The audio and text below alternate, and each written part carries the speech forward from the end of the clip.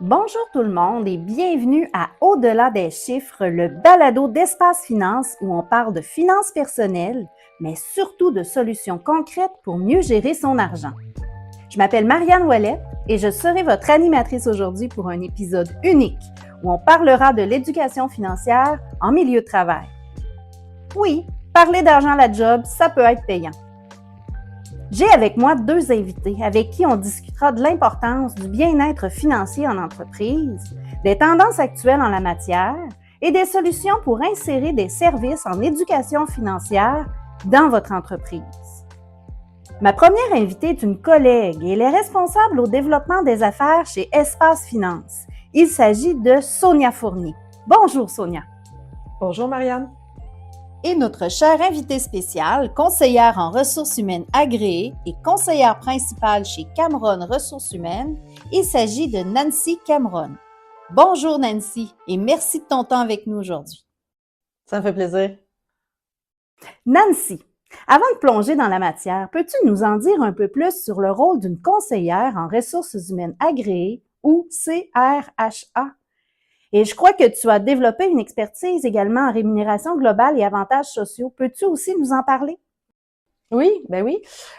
Donc, je suis conseillère principale chez Cameron Ressources humaines. Une de mes expertises, c'est la gestion de la rémunération globale. Je suis CRHA parce que je suis membre de notre ordre professionnel. À titre de conseillère principale, je suis appelée à intervenir dans des mandats stratégiques reliés aux structures salariales, à la rémunération globale. Donc, ça veut dire tout ce qui inclut les avantages monétaires, non monétaires. J'interviens dans des projets d'équité salariale, de stratégie de reconnaissance des employés, puis de tout ce qui peut avoir un impact sur l'attraction, la fidélisation des membres des équipes. Sonia, tu es chez Espace Finance depuis janvier 2025. Peux-tu nous en dire un peu plus sur ton nouveau rôle chez nous? Oui, j'ai la chance d'être un membre de cette fabuleuse équipe chez Espace Finance depuis 6 mois déjà. En gros, je suis responsable de notre projet d'affaires Point Finance Entreprise, ce qui veut dire essentiellement assurer sa commercialisation auprès des entreprises de notre grande région, donc le faire connaître, effectuer le démarchage et arrimer notre offre avec les besoins en milieu de travail. Aussi, je tiens à préciser que Point Finance Entreprise est un projet d'économie sociale propulsé par Espace Finance, qui est un organisme sans but lucratif. Dans notre cas, ça signifie que notre objectif ultime est d'aider les équipes en milieu de travail via un programme d'éducation financière, donc répondre à un besoin et les appuyer à atteindre leur bien-être financier. Et d'ailleurs, tout surplus que nous allons dégager dans les prochains mois et années vont être réinvestis dans notre mission première. OK, super.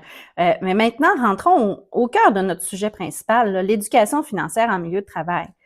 Chez Espace Finance, on s'est intéressé à ce milieu plus sérieusement depuis quelques années. Sonia, peux-tu nous résumer pourquoi un organisme communautaire comme le nôtre s'est intéressé à ce milieu? Bien sûr, on croit depuis longtemps que nos services d'éducation financière peuvent aider tout le monde, hommes, femmes, grands et petits salaires, à n'importe quelle étape de la vie. Donc, on veut depuis ce temps faire connaître notre expertise auprès de clientèles qui ne viennent pas vers nous naturellement. Et étonnamment, on s'est rendu compte que les salariés et les personnes en bonne santé financière ne venaient pas vers nous. Donc, on s'est dit, développons une offre conséquente et adaptée et allons vers eux à leur emploi. Et on confirme depuis ce temps qu'aller directement en milieu de travail, c'était la bonne chose à faire. On voit dans les entreprises que les employés ne savent pas par où commencer, ni à qui en parler. Ils manquent de temps à la maison pour améliorer leurs finances personnelles ou ne s'y intéressent tout simplement pas. Donc, c'est pour ça qu'on s'est intéressé à ce milieu, pour aller rejoindre les employés là où ils sont. En plus d'avoir parlé à plusieurs acteurs du milieu entrepreneurial qui voyaient eux aussi les besoins et les défis des employés. OK. Et toi, Nancy, comment en es-tu venue à la conclusion que l'éducation financière est importante dans ton champ d'expertise? Il y a différentes sources de données puis des statistiques qui démontrent que plus de la moitié des gens en emploi vivent du stress, de l'anxiété associée à leurs finances personnelles. Donc, ce qu'on se dit, c'est qu'en l'absence de connaissances et de compétences dans la saine gestion des finances personnelles, bien, comment est-ce que ces gens-là qui composent la population active peuvent-ils arriver au travail avec une paix d'esprit? Alors, ce qu'on se dit, c'est, ben, de là est l'importance de recevoir de la formation, d'avoir de la littératie sur ce sujet-là pour tous les impacts que ça peut avoir en milieu de travail aussi. As-tu remarqué si la place et l'importance d'éducation financière en milieu de travail ont changé dans les dernières années? Je dirais que c'est quand même assez récent, peut-être un petit peu timide, mais on voit des programmes d'aide aux employés qui prévoient ce genre de services. L'envers de la médaille qu'on voit aussi, c'est que les employés sont pas nécessairement bien informés de tous les avantages dont ils bénéficient, qu'on parle d'avantages monétaires ou non monétaires. Donc, il y a des employeurs qui offrent des choses, mais les employés ne sont pas nécessairement bien informés. Puis, comme toute chose, ben ça peut être parfois difficile de demander de l'aide aussi.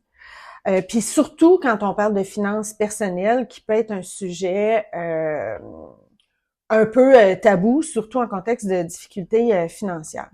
Donc, je dirais que les employeurs qui ont du succès, c'est ceux qui prennent les devants pour offrir d'une façon plus systématique des ateliers de formation à l'ensemble des employés. Puis, ça permet à ces employeurs-là d'offrir un avantage particulièrement distinctif qui a une valeur ajoutée sur leur marque employeur. Donc, il semble être clair pour nous, pour des acteurs dans le milieu et pour des conseillères en ressources humaines comme Nancy Cameron que l'éducation financière a bel et bien sa place en milieu de travail. Mais ça peut être confondant pour un employeur de parler d'argent avec ses employés. Et on a aussi entendu des dirigeants dire « Pourquoi ce serait à moi d'aider mes employés avec leurs finances personnelles? Justement, c'est personnel. » Et c'est une question valide qui peut très bien se poser. Donc, Nancy, selon toi, est-ce que les employeurs et les responsables des ressources humaines ont un rôle à jouer dans le bien-être financier des employés? Et s'ils ont un rôle à jouer, à quoi ça devrait ressembler dans un monde idéal? Ben, écoute, je reviens à ton expression que tu mentionnais tantôt. La gestion des finances personnelles, je crois que c'est personnel aussi. Je suis d'accord avec cette affirmation-là. Je pense qu'on est chacun maître de notre vie, de nos décisions et donc des conséquences qui en découlent. Mais quand la précarité des connaissances puis qu'il y a des problèmes de gestion en matière de finances personnelles font que les employés viennent cogner à la porte du patron à tout moment pour exiger une augmentation salariale, moi, je pense que c'est là que c'est le temps de faire quelque chose et c'est là que c'est le temps de faire quelque chose de durable pour les employeurs.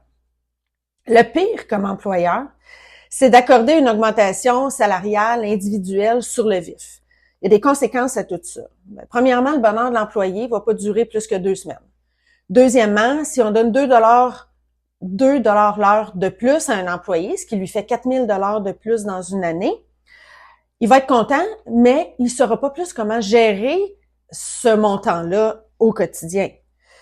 Tout ça va avoir un impact, un troisième impact sur l'équité salariale interne dans l'organisation. Puis, ça va pas faire en sorte que l'employé va être plus performant, donc il n'y aura pas nécessairement de retour sur investissement pour l'employeur. Donc, de là l'importance de former les gens pour qu'ils en viennent à une satiété financière et qu'ils aient une saine gestion de leurs finances au quotidien. Je comprends. Puis Sonia, toi, est-ce que tu as remarqué que si les employeurs sont partants d'emblée à embrasser ce rôle, est-ce qu'ils sont des réserves? Oui, plusieurs employeurs sont partants et viennent même vers nous, entre autres parce qu'ils ont vraiment à cœur le bien-être général de leur équipe, parce que leurs employés demandent directement ce genre de service, ou dans des situations plus difficiles où ils voient que leurs employés ont des problèmes avec la gestion de leurs finances personnelles. Ils peuvent le remarquer par des demandes d'avance de salaire, des saisies de salaire aussi, et une baisse de morale générale de la personne. Et aussi, plusieurs ont des réserves, on va se le dire, parce que eux se disent qu'ils ont fait leur bout de chemin, parce qu'ils offrent déjà de bons salaires. Mais c'est tout le après qu'ils ne voient pas et qui font que je dois tranquillement déconstruire certaines pensées dans mes séances de formation avec les employeurs et les représentants des ressources humaines. Les employeurs ne voient pas que malgré le bon salaire, les employés ne maximisent pas leur argent à la maison, que presque un employé sur deux passe jusqu'à 3 heures et demie de travail par semaine préoccupés sur des questions financières, que 43% des employés confirment que le stress financier impacte leur rendement et leur productivité. Et tout ça, on sait que ça représente au moins 1 000 $ de pertes financières par employé stressé en entreprise par année, en plus d'entraîner des problèmes de santé physique et mentale. Et oui, on comprend que c'est un drôle de rôle pour l'employeur de prendre ça en charge. En plus, comme on disait, les finances, c'est généralement tabou. Au Québec, c'est privé, on préfère ne pas en parler. C'est pourquoi faire affaire avec nous, un organisme neutre, professionnel et externe, ça enlève ce malaise et ce mur entre les employeurs et leur équipe. Et si les dirigeants ou les responsables en RH ont encore des réserves, on peut aussi sonder directement l'équipe par un sondage anonyme fourni par notre équipe. De cette façon-là, les besoins deviennent plus réels, clairs, évidents, et il y a moins de réserves de leur part à investir. Donc, il faut encore convaincre plusieurs employeurs que le milieu de travail est un bon endroit pour parler de finances personnelles. Mais dans le fond, au cœur de tout ça, ce sont les employés qui en bénéficient. Sonia, les employés, est-ce qu'ils veulent vraiment avoir des services en éducation financière sur leur milieu de travail? On est très content de dire que oui. Les employés veulent ces services et en redemandent. Il y a souvent des études qui sortent aussi pour démontrer que cet intérêt et ce besoin-là, il est partout à travers la province. Encore en 2024, on voyait que 82% des employés québécois aimeraient assister à des formations en finances personnelles au travail et que 70% des Canadiens croient que leur employeur devrait favoriser leur bien-être financier. Et on le voit aussi à chacune de nos conférences actions et de coaching, les employés se disent « Ah, j'aurais aimé avoir ça plus tôt, je suis contente de pouvoir parler de ça avec quelqu'un. » Puis toi, Nancy, as-tu remarqué aussi si les employés veulent ce genre de service? Est-ce qu'ils en retirent de réels bénéfices? Ben, je dirais que oui. Nous, on a vécu cette expérience de formation chez Cameron Ressources humaines. Dans le fond, ça a été mon cadeau de Noël au fait l'année passée. Donc, j'ai offert à l'équipe 2 ateliers de formation et selon ce qu'ils m'ont donné comme rétroaction, ils en ont vraiment retiré des bénéfices. Et moi-même, j'ai participé aux formations, puis j'ai pu améliorer ma gestion de mon dossier de crédit et mes finances personnelles. Puis l'avantage aussi, ce qu'on apprécie, c'est d'avoir accès à la plateforme numérique pendant un certain nombre de semaines et de mois. Puis, il y a les services conseils aussi qui sont disponibles, que je sais que les membres de notre équipe ont utilisé. D'accord. En fait, le programme Point Finance Entreprise a justement comme objectif d'améliorer le bien-être financier des employés directement en entreprise et ensuite de le maintenir à la maison. Sonia, quels sont les fameux services offerts par Point Finance Entreprise? Bien, en fait, nos services, c'est 3 services complémentaires et clés en main. On en a discuté un peu tout à l'heure. Premièrement, nos conférences actions, notre plateforme numérique qui s'appelle Viser Plus et le coaching individuel. Donc, les services débutent en entreprise par des conférences actions de 30 à 60 minutes sur des thèmes de finances personnelles. Ça peut être économiser et m'enrichir avec son crédit ou la conférence action sur solidifier mon plan financier une étape à la fois. Et nous avons aussi d'autres formations qui viendront à l'automne en lien avec la préparation à la retraite. Ensuite, l'employé peut poursuivre ses apprentissages et surtout passer à l'action via la plateforme web Viser Plus, qui contient des outils et des contenus exclusifs disponibles pendant 1 an suivant la conférence action. Et ensuite, si il ou elle le désire, il peut bénéficier de coaching individuel, de services conseils en lien avec ses projets de vie. Donc, grâce à notre continuum de services concrets, motivants et neutres pour passer à l'action, on sait que ça réduit le stress, ça augmente l'engagement et aussi, Point Finance Entreprise a un impact transversal parce que ça l'aide aussi les familles. Donc, pour ça, moi, c'est de l'impact humain super positif. Super! Quand même! Nancy, as-tu des conseils pour les entreprises qui aimeraient commencer à offrir des services ou des outils pour leurs employés? Ben tout à fait. Moi, je me dis que ce soit via des ateliers de formation, via des livres sur la saine gestion des finances personnelles, via des fournisseurs de programmes d'aide aux employés qui existent déjà dans les organisations. Toute action dans ce sens-là va nécessairement avoir un retour sur investissement pour les employeurs et évidemment les employés. Sonia, nous sommes rendus au mot de la fin. Qu'aimerais-tu dire aux employeurs et employés qui nous écoutent en ce moment? J'invite les employeurs à oser parler d'argent en milieu de travail et d'aborder cet aspect du mieux-être au travail. N'hésitez pas à échanger avec moi lors d'une séance d'information à nos frais, bien sûr, pour explorer si notre offre d'éducation financière flexible et adaptée pourrait s'insérer comme un nouvel avantage social pour vos équipes de travail. Et pour les employés, parlez-en aussi à vos collègues et employeurs. Il n'y a aucun mal à recevoir un soutien structuré et neutre pour maximiser son bien-être financier. Et aussi, n'hésitez pas à consulter notre site web.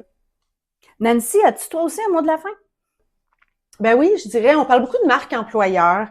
Les employeurs cherchent vraiment à se distinguer ces temps-ci pour attirer, mobiliser, fidéliser. Donc, je dirais, tu sais, si on a à cœur le bien-être des membres de notre équipe, si on veut justement se distinguer, donc, et si on est tanné de se faire solliciter pour des prêts personnels ou des augmentations salariales, comme on mentionnait précédemment, ben, c'est le temps d'opter pour le développement des compétences des employés en matière de saine gestion de leurs finances personnelles. Merci beaucoup, Nancy et Sonia, pour votre temps et votre partage d'expertise. C'était super intéressant et je suis certaine que les auditeurs ont eu des idées en vous écoutant. Pour en savoir plus sur les activités de Cameron Ressources Humaines, suivez leur page Facebook et visitez leur site web au www.cameronrh.com. J'invite aussi les auditeurs à aller au espacefinance.ca, donc on met un S à finance et pas d'espace entre espace et finance.